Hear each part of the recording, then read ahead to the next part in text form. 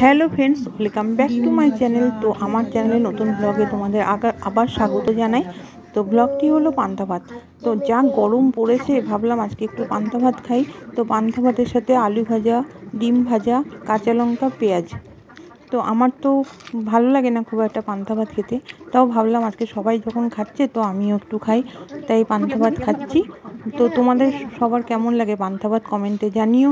তো ভিডিওটি প্রথম থেকে শেষ পর্যন্ত দেখতে থাকো। যদি ভালো লেগে থাকে তাহলে অবশ্যই লাইক, কমেন্ট, সাবস্ক্রাইব করো। সাবস্ক্রাইব করতে কিন্তু ভুলো না।